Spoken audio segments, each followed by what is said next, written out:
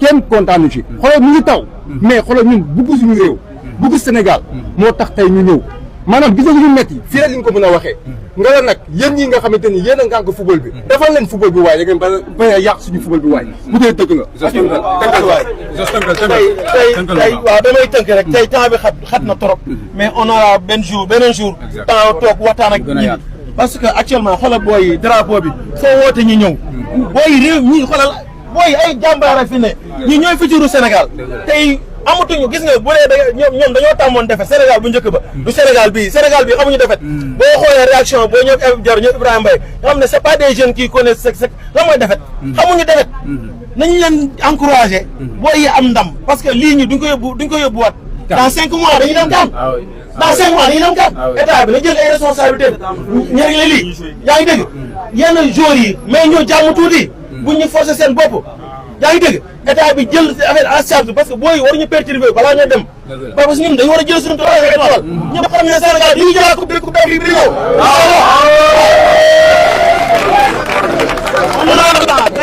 tey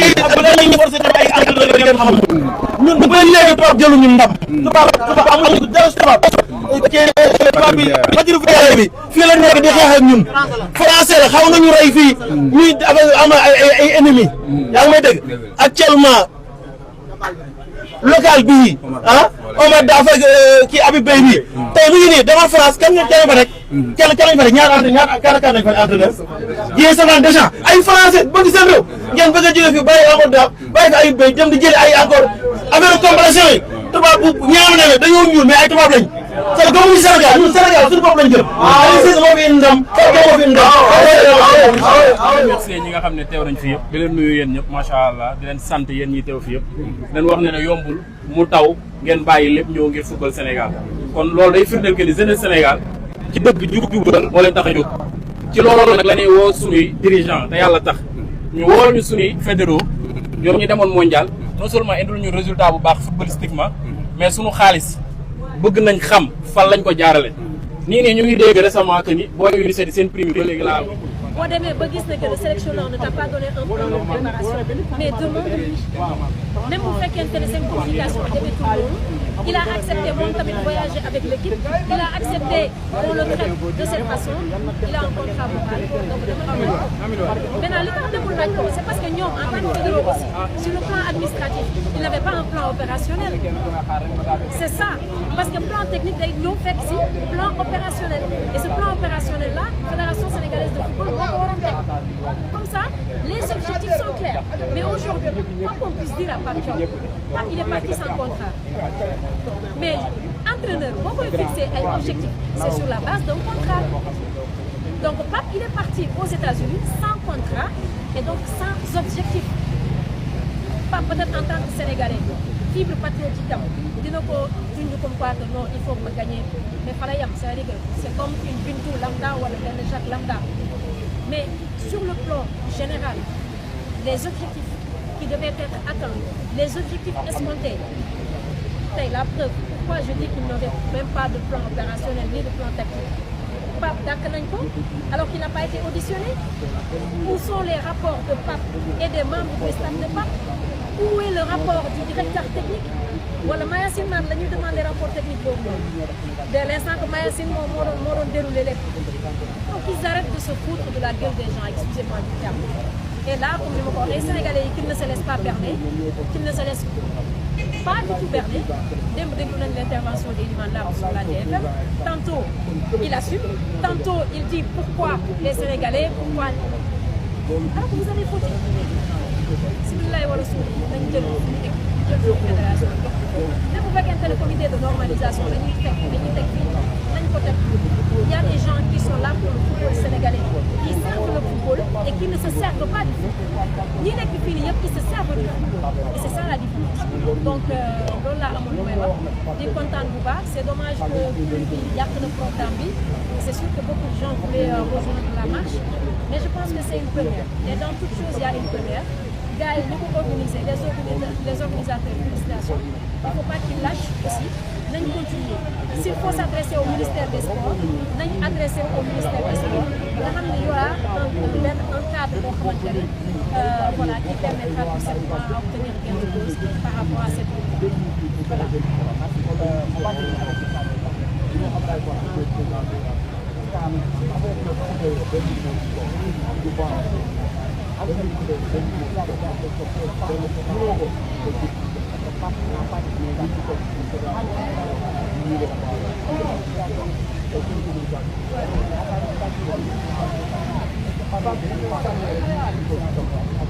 En réalité, il y a un pape avant et un pape après. Man pape avant bi loolu laa ko gën a mere c'est-à-dire que Sénégalais dem nañ ba bi ñu ko CAF sanctionné par rapport à cette sanction financière ay Sénégalais ñoo jóg ubbil ko kañu ba gars yi ne noonu dañ teg ci suuf loolu te c'est parce que fibre patriotique boobu gars yi les gens étaient tellement reconnaissants envers Pape par rapport à ce geste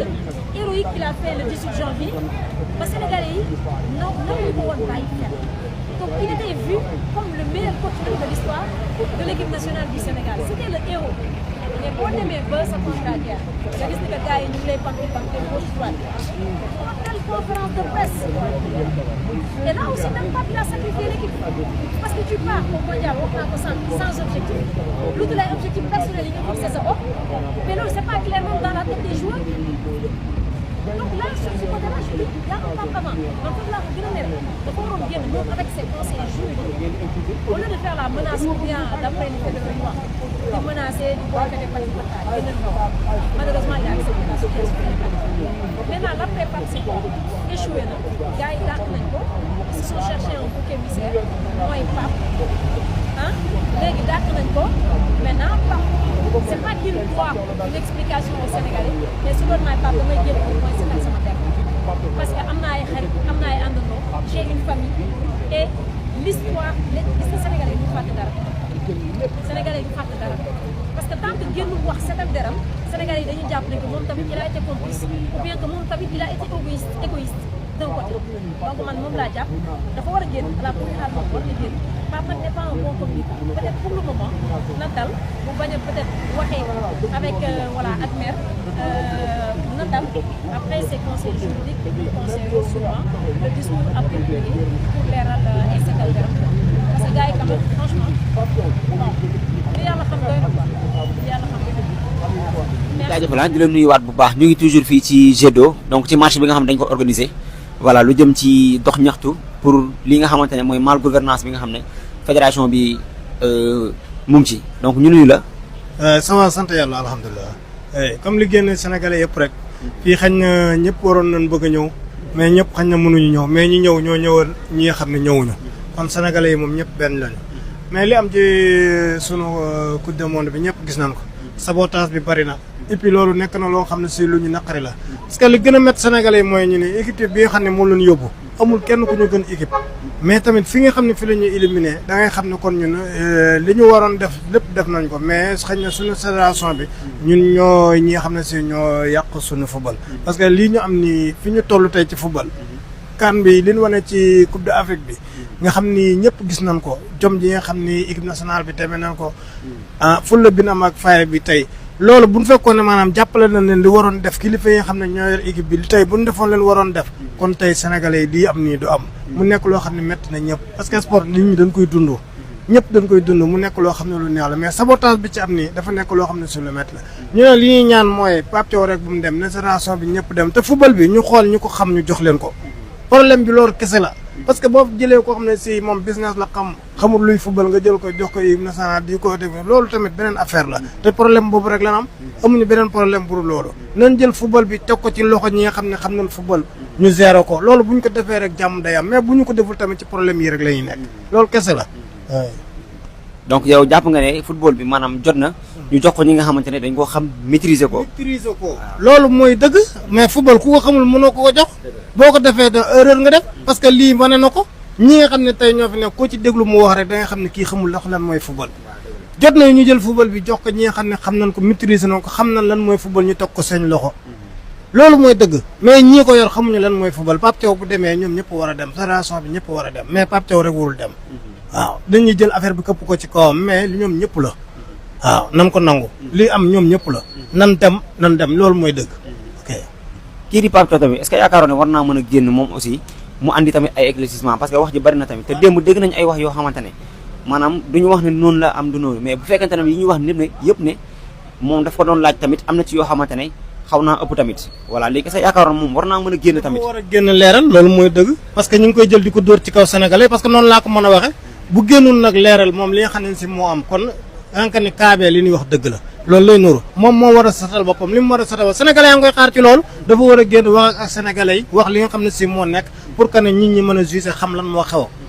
gaa xam nan lan moo xew sax mais pour nit ñi gën a xam lan mooy dëgg-dëgg li xew lan la dafa war a génn mu expliquer sénégalais lan moo xew parce que loolu mooy dëgg parce que en même temps tamit ñu ngi koy jël di ko dóor ci kaw sénégalais yi te tamit kaat def na mais tamit man mënu ma jël topp yëpp teg ko ci kawam waaw loolu mënul nekk mais nag pour que nit ñi xam dëgg li xew moom moo war a génn wax sénégalais yi li xew lan la waaw ñun ñu ngi koy xaar ci loolu waaw ñu ngi koy xaar. donc loo xalaat ci président bi wax ne mu kare moom ki nga xamante ne mooy médecin bi